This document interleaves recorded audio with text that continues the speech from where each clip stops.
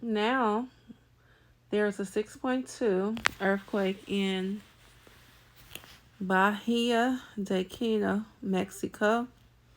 It was just a 5.7 in the Gulf in California.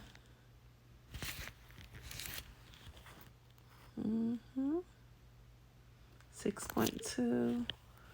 There it is right here. The 5.7 that I posted prior to this video that I'm posting, it have not been reported, but there was a 5.7. It was reported in the epicenter.